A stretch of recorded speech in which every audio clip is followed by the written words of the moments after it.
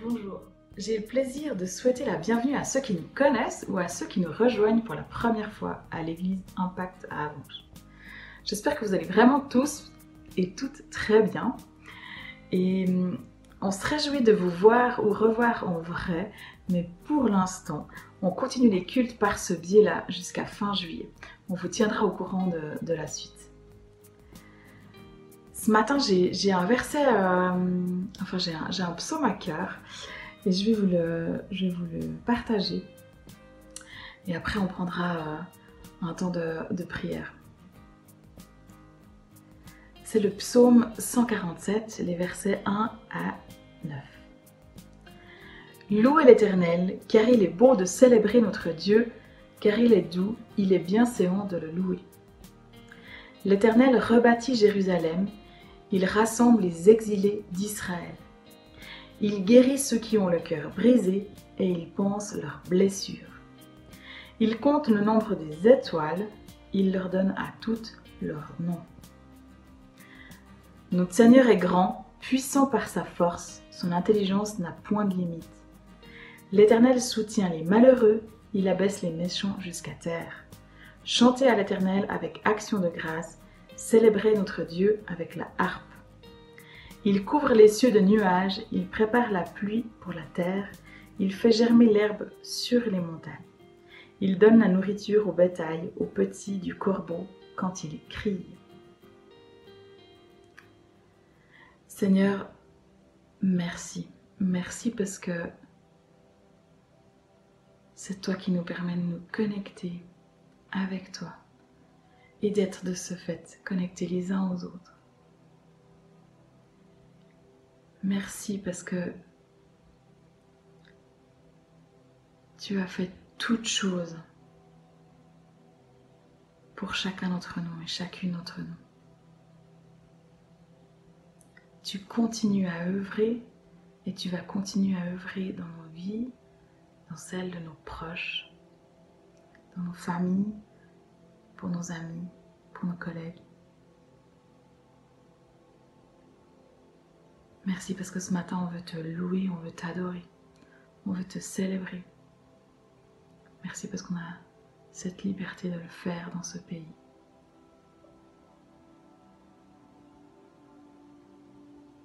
Merci pour qui tu es. Amen. J'ai à cœur aussi de vous lire une petite histoire. C'est pas très compliqué, c'est surtout une histoire que nous avions reçue quand on était petite. Et donc si vous avez des enfants qui ne sont pas encore avec vous en ce moment devant l'écran, vous pouvez seulement les appeler. Je pense que ça va leur plaire aussi. Alors, vous aurez les images aussi. Donc Dieu les a fait tous.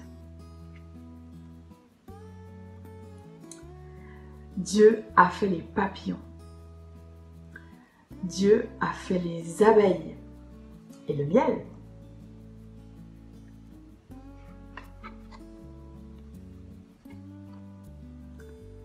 Dieu a fait les fleurs. Dieu a fait les arbres.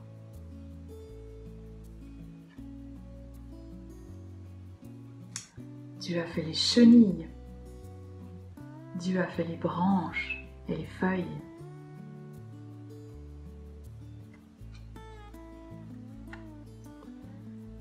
Dieu a fait les chevaux. Dieu a fait les cochons.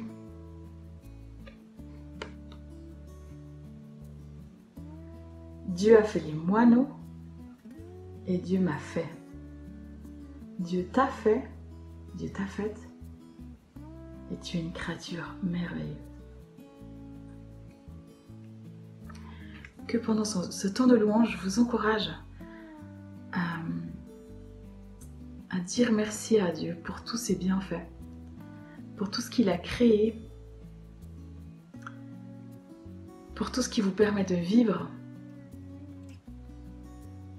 Je vous encourage vraiment à le louer, à le glorifier pour toutes ces merveilles qu'il met devant nos yeux, pour toutes ces créatures aussi qu'elle soit humaine ou pas, qui nous permet de rencontrer. Vraiment, je vous encourage à le louer pour qui il est, pour ce qu'il a fait dans vos vies. Amen. Bonjour à tous, j'espère que vous allez bien. On se réjouit de vivre ce culte avec vous pour ce matin. On est heureux d'être là pour vous, d'être là avec vous. Et on veut vous inviter à vivre ce temps de louange avec nous. Je vous invite à vous lever pour ce qu'on vit, à louer avec nous. Soyez les bienvenus.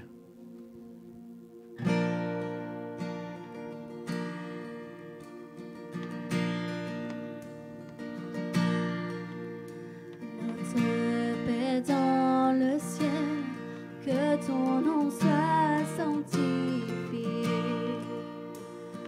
Ton royaume vienne, nous voulons faire ta volonté. Donne-nous aujourd'hui le pain dont nous avons besoin. Le pardon est acquis pour nous et pour notre prochain. Oh, oh, oh, gloire à Dieu. Gloire à Dieu. Gloire à notre Père. Gloire à Dieu. Nous chantons. Gloire à Dieu. Gloire à notre Père, à lui le règne, la puissance, amen. Notre Père dans le ciel, que ton nom soit sanctifié, que ton royaume vienne, nous voulons faire ta volonté. Donne-nous aujourd'hui le pain dont nous avons besoin. Le pardon est acquis pour nous et pour notre prochain.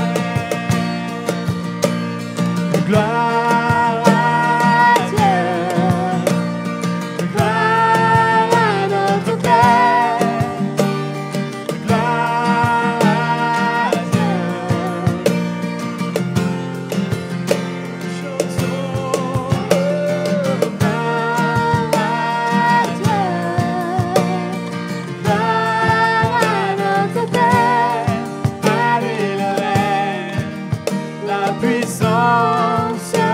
Amen. Allez, le règne, la puissance. Amen.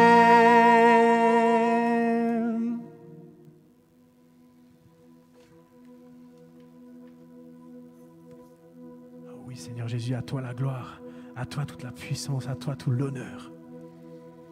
Tu es digne de nos louanges, tu es digne d'être au-dessus de nous, d'être devant nous, d'être derrière nous, d'être à côté de nous, Seigneur. Merci pour qui tu es, Seigneur Jésus. Sois glorifié, sois honoré.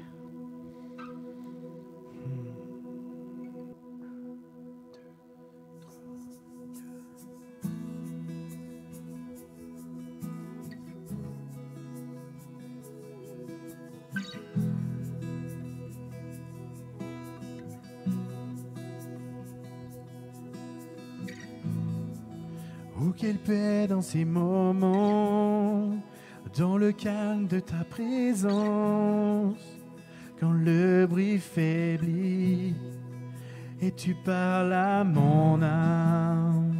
Tu as toute mon attention, fais-moi entendre ta voix, je ne veux rien manquer. Seigneur, mon cœur désire plus de toi, mon cœur recherche ta face, alors je cède à toi. Tout en moi est ému par ton amour, captivé par qui tu es. Conduis-moi à te connaître plus encore. Je veux m'approcher de toi, laisser mes peurs derrière moi. Seigneur, viens toucher ma vie à nouveau. Oh, oh, oh, oh, oh.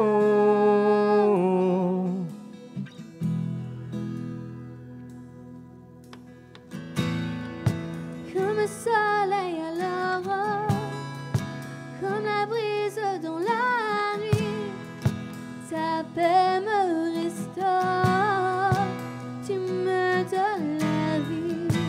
Il n'y a aucune hésitation, de ton amour, ton affection, oh, rien n'est comparable. Seigneur, mon cœur désire plus de toi, mon cœur recherche ta face, alors je cède à toi. Tout en moi est ému par ton amour, captivé par qui tu es. Conduis-moi à te connaître plus encore. Je veux m'approcher de toi, laisser mes peurs derrière moi. Seigneur, viens toucher ma vie. Tout en moi est ému par ton amour, captivé par qui tu es. Conduis-moi à te connaître plus encore. Je veux m'approcher de toi, laisser mes peurs derrière moi. Seigneur, viens toucher ma vie à nouveau. Oh, oh, oh, oh,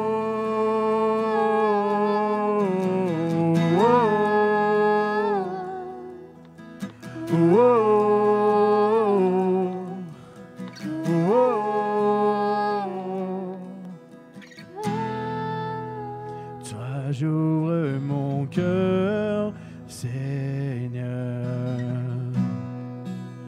À toi, j'ouvre mon cœur à jamais. Donc, fais ce que toi seul sais faire. Jésus, viens régner dans ma vie. À toi j'ouvre mon cœur, Seigneur. Oh, à toi j'ouvre mon cœur à jamais. On fait ce que toi seul sais faire. Jésus, viens régner dans ma vie. À toi j'ouvre mon cœur, Seigneur. À toi j'ouvre mon cœur à jamais. On fait ce que toi seul sais faire. Jésus, viens régner dans ma vie. Oh, oh,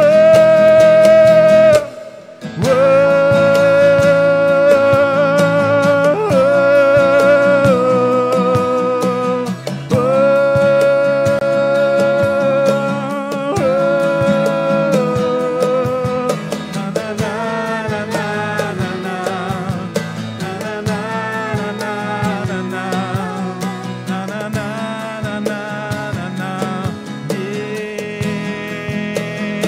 tout en moi est ému par ton amour, captivé par qui tu es.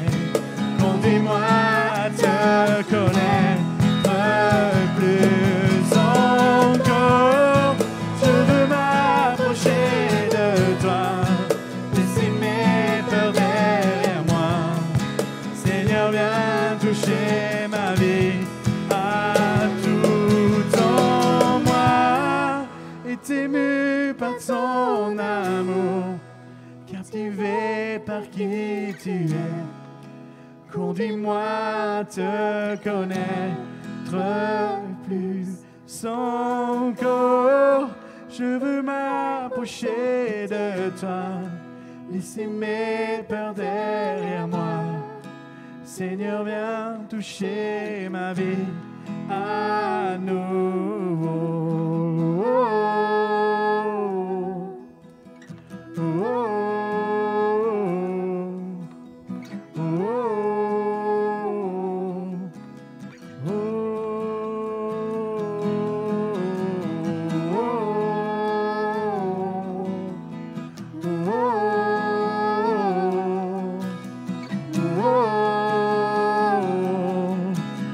oh, à toi j'ouvre mon cœur, Seigneur. À toi j'ouvre mon cœur à jamais. Fais ce que toi seul sais faire. Jésus, viens régner dans ma vie. Oh,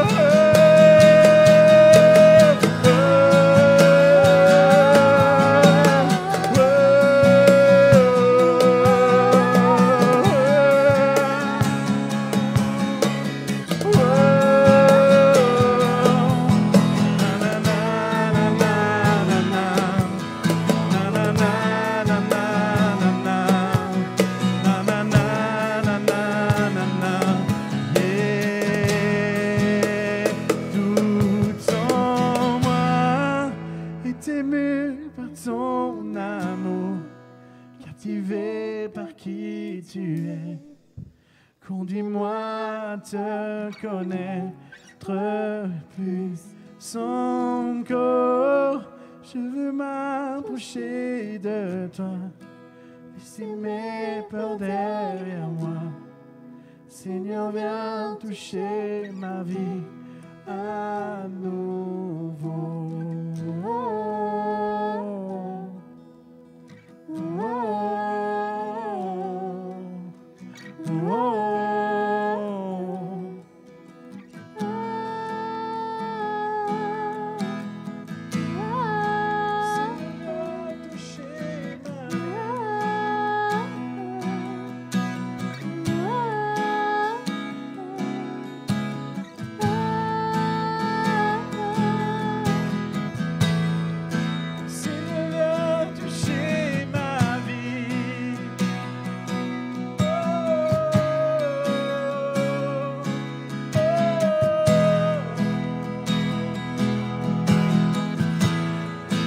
Seigneur, viens toucher ma vie.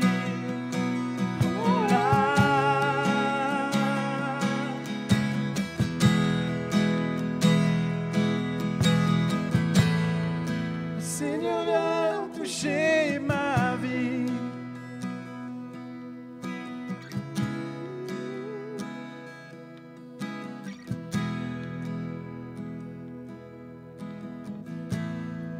Seigneur, viens toucher ma vie.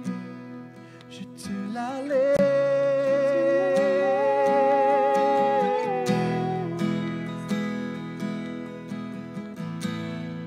Seigneur, viens toucher ma vie.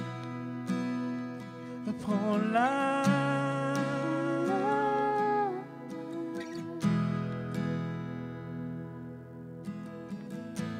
Merci Seigneur pour ton amour. Alléluia. Soyez bénis. On vous aime. Bonjour à chacune et à chacun. J'espère que vous allez bien. Je suis très heureux de partager avec vous ce message par vidéoconférence. En attendant de se revoir très bientôt, je l'espère, pour de vrai.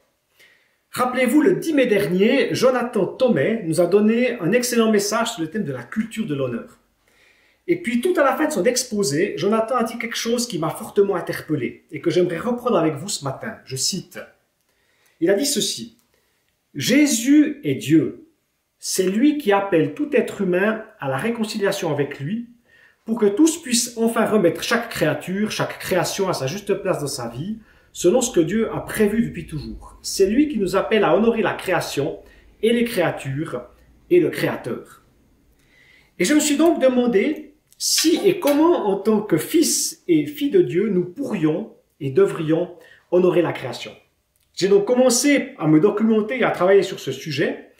Et pour alimenter mes réflexions, je me suis entre autres appuyé sur cet excellent ouvrage, écrit par plusieurs auteurs et dont le titre s'intitule « Vivre en chrétien aujourd'hui », ouvrage qui a été édité en 2015 par la Maison de la Bible à Romanel-sur-Lausanne.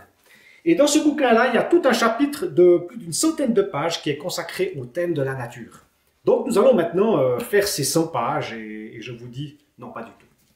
Mais c'est vrai que plus j'ai creusé ce thème, plus je me suis rendu compte de son importance, de son ampleur, ainsi que de ses enjeux pour notre vie, mais aussi pour celle de notre planète. Tellement que j'ai décidé de vous faire part de mes réflexions et de mes questions en 2 fois. Aujourd'hui, je vais commencer par poser le problème, puis voir brièvement les 3 grands positionnements des chrétiens face aux défis posés par l'environnement, et puis je terminerai par un élément de réponse théologique et puis quelques pistes concrètes. J'apporterai la deuxième partie de cette réflexion, comme je l'ai dit, lors du culte du 28 juin prochain, une manière aussi de fidéliser la clientèle, comme on dit.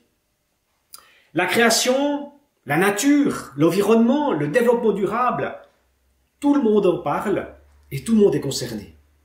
C'est donc un sujet à la mode et d'une brûlante actualité, aussi au vu des records de chaleur que nous ne cessons de dépasser mois après mois.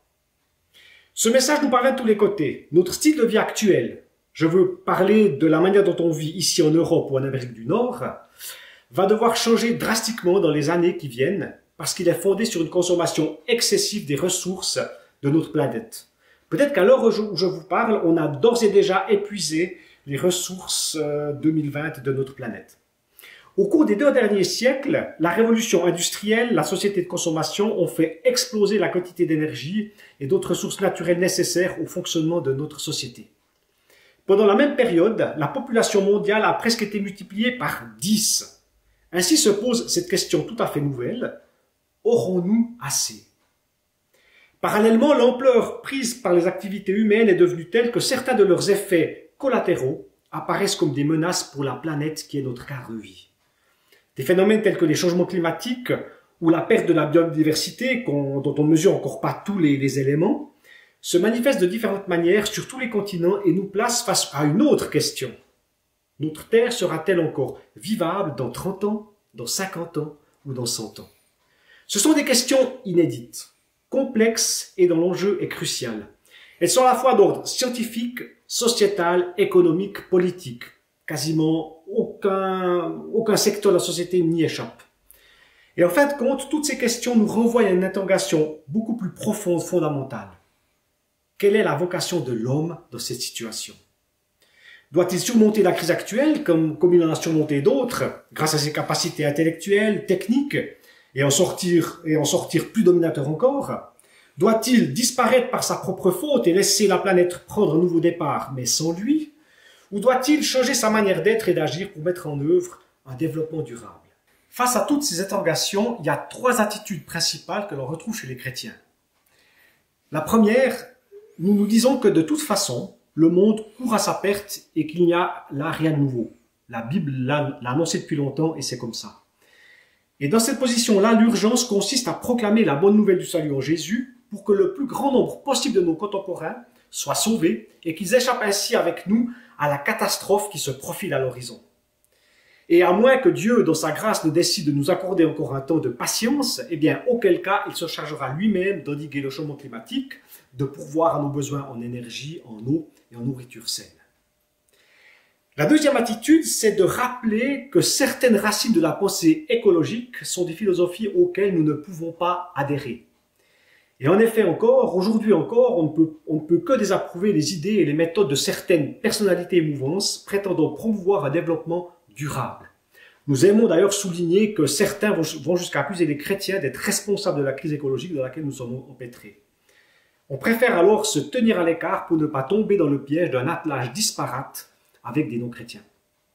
Et puis la troisième attitude, c'est que nous mettons l'accent sur le fait que nous sommes chrétiens, c'est vrai, mais aussi citoyens. Nous croyons que nous sommes également appelés, comme chrétiens, à nous engager pour une société meilleure et à soutenir nos autorités quand ce qu'elles entreprennent va dans le bon sens. Nous considérons dans cette position-là que c'est notre devoir de nous engager avec nos concitoyens pour espérer laisser un monde vivable à nos enfants et à nos petits-enfants. Alors ces 3 manières de voir, décrites sans beaucoup de nuances, je le reconnais, je m'en excuse, montrent que notre implication en faveur du développement durable est là encore liée à notre théologie. Et il y a quelques questions qu'on peut se poser. Qui est l'homme et quelle est sa place dans la création? Comment le fait d'être chrétien change-t-il notre vie quotidienne? Quelle est notre mission envers nos contemporains et dans la société? Et comment voyons-nous l'avenir? Et bien que ces 3 manières de voir puissent toutes s'appuyer sur des fondements bibliques, leurs conséquences pratiques sont très différentes. Et avouez-le, il y a de quoi s'interroger. On peut aussi de plus se demander si ces positions constituent des réponses pertinentes aux questions, aux inquiétudes de nos contemporains face à la crise environnementale actuelle, avec ce qu'elle a de spécifique et d'inédit. Et là aussi, 2 questions de réflexion. Est-ce que par notre position comme chrétiens, nous contribuons utilement au débat relatif à la sauvegarde de l'environnement? Est-ce que notre implication est une occasion de faire entendre la bonne nouvelle de l'Évangile? Parce que je crois que l'Évangile, que la Bible, a aussi des choses à dire en matière d'environnement. Et il me semble que l'Église a là, devant elle, un vaste chantier. Et il est important que nous puissions bâtir une théologie du développement durable et que nous réfléchissions à ses implications pour nos vies de disciples et pour nos vies d'Église. Maintenant, le problème, une fois posé, y a-t-il dans la Bible des éléments sur lesquels on pourrait s'appuyer pour justement élaborer une telle éthique chrétienne pour l'environnement? Eh bien, il me semble que oui. Et le premier élément est le suivant. La création appartient à Dieu. C'est la première chose que nous pouvons affirmer comme chrétiens. Dieu a créé la terre et tout ce qu'elle contient, et il continue dans sa providence, dans sa grâce, à soutenir la terre et tout ce qui est en elle par l'exercice de son pouvoir souverain et surtout avec amour. Et le psaume 104 exprime magnifiquement bien cela. En voici de larges extraits. Seigneur mon Dieu, tu es infiniment grand. Tu as fixé la terre sur ses bases. Elle est inébranlable pour toujours. Tu l'avais couverte de l'océan comme d'un manteau. Les eaux montaient jusqu'au sommet des montagnes, mais tu les as menacées, elles se sont enfuies. Tu leur traças une limite à ne pas franchir pour qu'elles ne viennent plus jamais recouvrir la terre. Du haut des cieux, tu arroses les montagnes. Tu veilles à ce que la terre ait assez d'eau. Tu fais pousser l'herbe pour le bétail et les plantes que les humains cultivent. Ainsi la terre leur fournit de quoi vivre, du vin pour réjouir leur cœur, de l'huile pour leur donner bonne mine et du pain pour leur rendre des forces. Tu as fait la lune pour fixer les dates et le soleil qui sait l'heure de son coucher. Tu envoies l'obscurité, voici la nuit, l'heure où s'animent les bêtes des forêts. Quand le soleil se lève, ils se retirent et se couchent dans leur tanière. Chacun sort de chez lui pour aller travailler jusqu'au soir. Seigneur, tu as fait tant de choses. Tu les as toutes faites avec sagesse. La terre est remplie de ce que tu as créé. Voici la mer, immense, à perte de vue, tant d'êtres y remuent, petits et grands, qu'on ne peut les compter. Tous ces êtres dépendent de toi pour recevoir leur nourriture au bon moment. Si tu la leur donnes, ils la prennent. Si tu ouvres la main, ils ont tout ce qu'il faut. Mais si tu te détournes et voilà terrifiés, si tu leur reprends le souffle de vie, ils périssent et redeviennent poussière. Tu leur rends le souffle et les voilà créés, tout devient nouveau à la surface de la terre. Que ta gloire, Seigneur, dure toujours, que le Seigneur se réjouisse de ses œuvres. Tout appartient à Dieu. Les créatures sont créées par lui et pour lui. Leur première raison d'être se trouve dans la référence à Dieu. C'est ce que les versets 27 à 30 nous disent. Bien sûr, la création existe aussi pour nourrir l'homme, comme l'ont montré les versets 14 et 15. Mais ce n'est pas la seule raison d'être des créatures non humaines. Elles existent aussi pour des raisons indépendantes de l'homme. Les créatures et la création dans son ensemble doivent donc être pensées d'abord en référence à Dieu.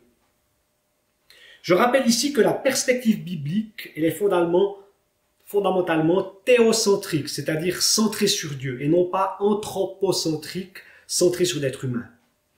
Et dans ce sens-là, le psaume 148 est très révélateur. L'ensemble de la création, toutes les créatures, les hommes, les animaux, sont invités à louer le Créateur. Écoutez ces quelques versets.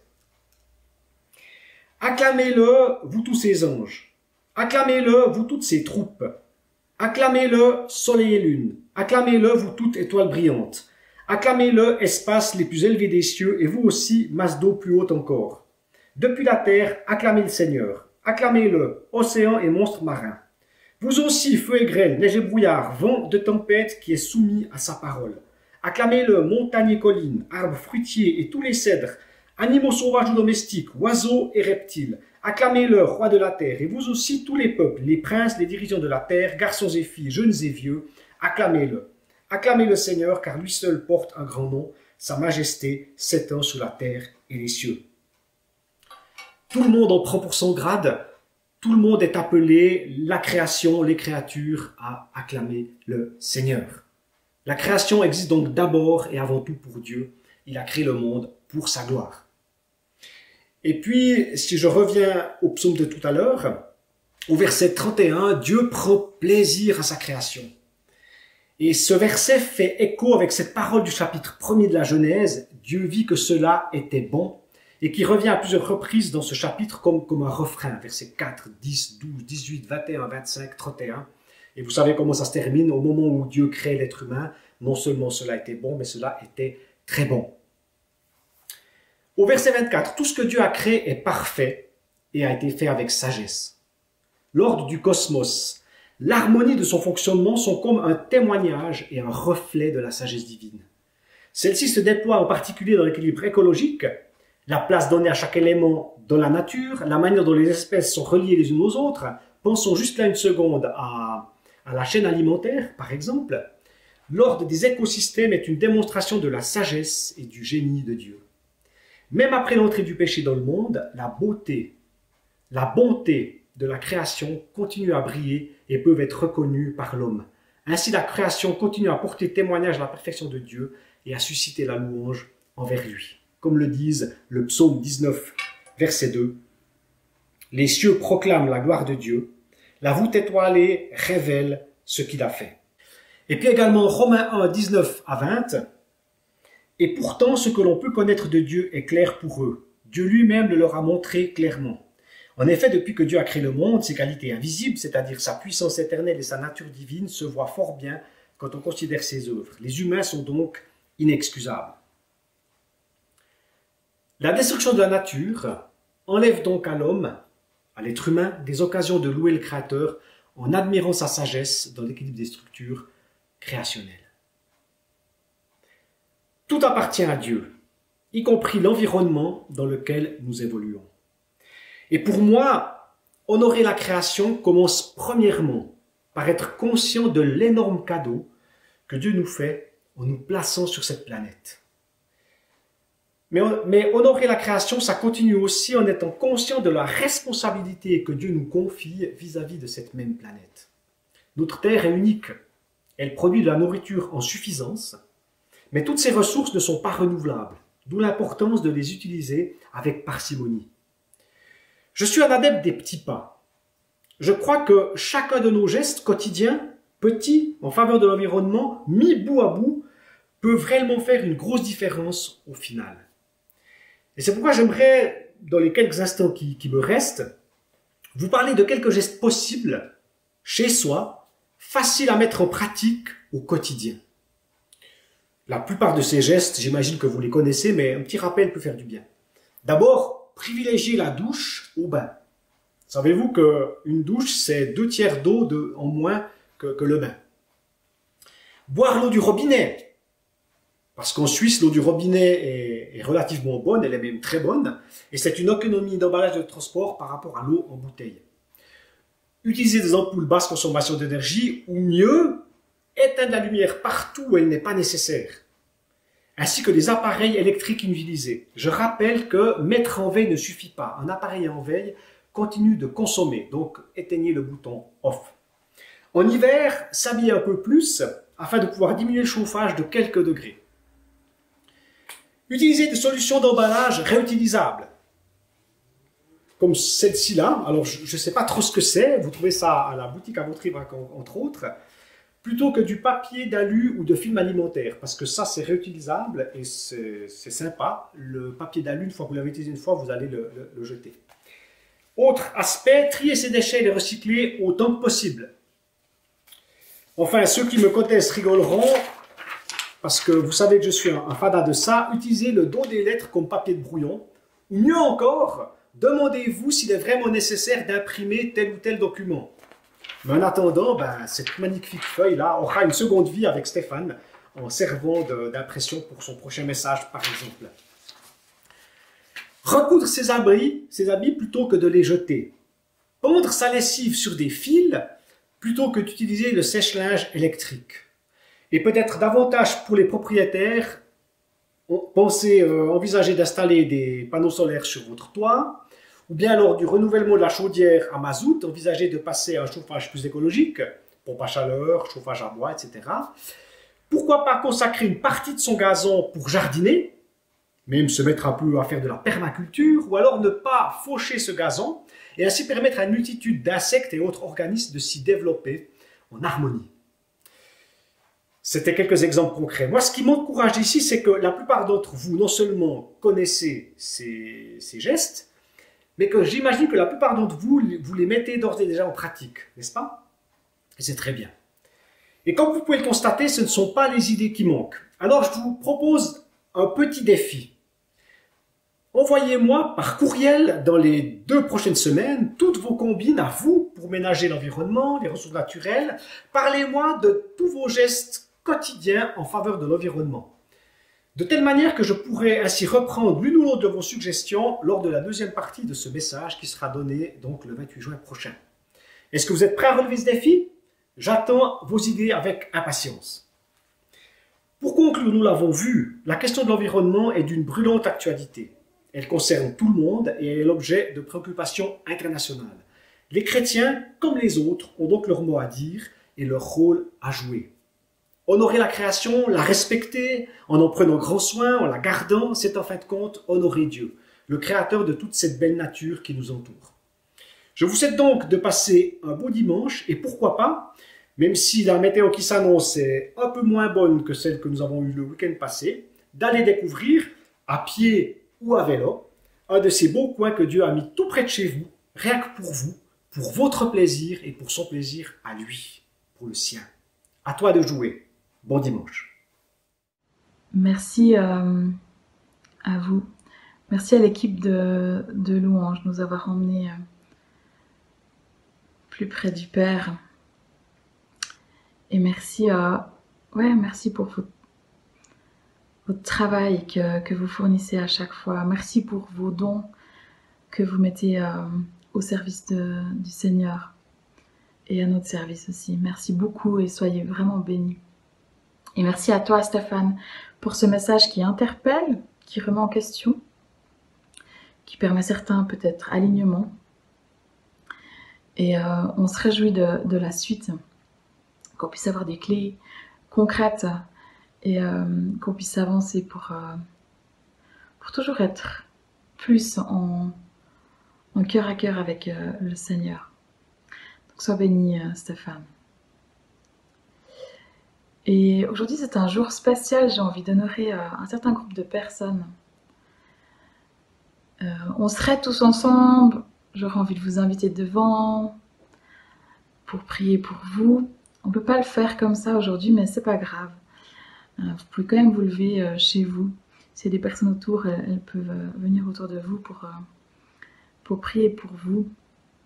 Vous allez peut-être me dire, mais Rachel, c'est une fête commerciale.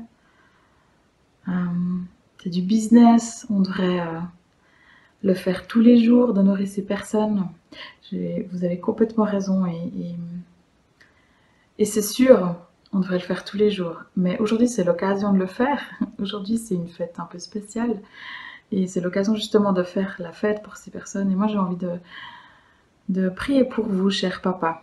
Alors que tu aies des enfants encore avec toi, qu'ils soient grands, ou qu'il ne soit plus là, ou que tu sois un papa en devenir, ou que tu sois un papa dans la foi, ou que tu rêves d'être un jour papa. Sache qu'on veut prier pour toi et qu'on veut honorer qui tu es, ton rôle dans la famille, et qu'on veut honorer vraiment ce que Dieu fait avec toi. Voilà. Seigneur, merci pour tous ces papas. Tu vois pas, peut-être certains traversent des tempêtes, certains sont dans la joie. Certains se posent des questions. Certains avancent avec assurance. Seigneur, toi tu sais ce que chacun de ces papas vit. Et on veut te remettre chaque situation. Chaque papa, que tu puisses venir maintenant leur montrer ta présence, leur montrer ta puissance dans leur vie, dans leur situation, dans leur combat, dans leur joie. Viens vraiment, cher Père, viens vraiment dans la vie de ces papas qui sont si précieux.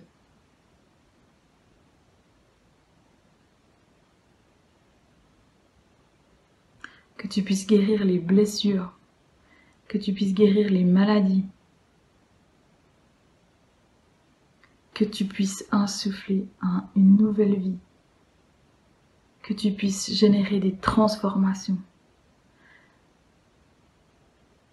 que tu puisses amener des bénédictions. Merci papa de donner ta vie à ces papas. À nos papas.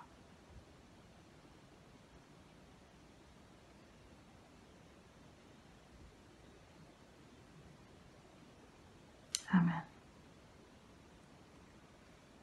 Que vous puissiez vraiment fêter vos papas, honorer vos papas, particulièrement aujourd'hui. Je vous encourage à le faire vraiment avec amour, avec joie. Et je vous souhaite vraiment un bon dimanche à tous.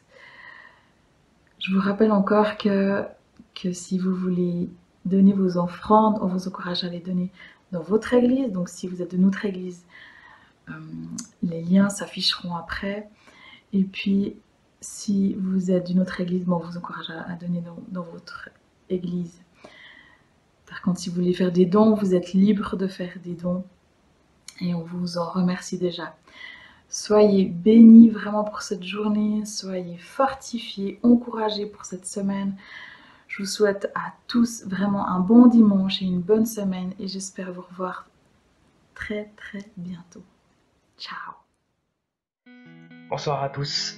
Alors je vous fais une petite vidéo en toute simplicité pour vous dire que je suis reconnaissant. Je veux dire merci au Seigneur pour sa bonté de tous les jours déjà. J'ai passé une très bonne journée aujourd'hui. J'ai pu bien avancer ce matin dans mon travail que j'ai à faire pour l'université. J'ai pu bosser 3 heures bien concentré, bien productif. Et pour moi, c'est vraiment une petite victoire, hein, parce que j'ai beaucoup de problèmes avec la paresse. Voilà, je pense que je suis pas le seul. Et je suis vraiment reconnaissant de pouvoir avoir accès à plein de vidéos qui me permettent d'apprendre à jouer des chansons que j'aime bien. Et ouais, c'est vraiment cool. Voilà, voilà. Comment ça va? Du coup, je suis reconnaissant parce qu'il fait beau, il fait chaud. Là, je suis dans mon balcon, franchement ça passe. En après-midi, c'est ouf. Reconnaissant parce que je vis en Suisse où on a la liberté de plus ou moins faire ce qu'on veut. La liberté de faire de ce qu'on veut presque. Et pour moi, ça n'a pas de prix. Reconnaissant parce que j'ai un travail. Je peux travailler quasiment tous les jours. Ou même si c'est un temps un peu spécial à cause du Covid-19 là, justement j'en profite pour faire les choses où j'ai peut-être pas le temps ou pas la possibilité de faire. Et du coup je rattrape les livres que j'ai à lire. J'ai du temps pour lire la Bible, aller rechercher ce que la parole dit, prendre du temps pour moi, pour faire ce qui me plaît, essayer de nouvelles choses, découvrir d'autres trucs et ouais. C'est intéressant parce que j'habite dans la Broye, qui est pour moi la meilleure région du monde. Ça c'est ouf. Reconnaissant parce que j'ai des amis sur qui je peux compter, sur qui des amis pour la vie en gros. Et ouais, c'est juste trop beau. Ouais. Du coup je vous laisse avec ça. Du coup je vous souhaite bon après-midi, bon début de semaine. Au plaisir de vous revoir en vrai, de vous faire des hugs en réalité réelle. Est-ce que ça se dit? Je sais pas. Bref, ouais, du coup, tout bon, prenez soin de vous, de votre famille, c'est méga important, surtout maintenant. Et ouais, voilà. Santé.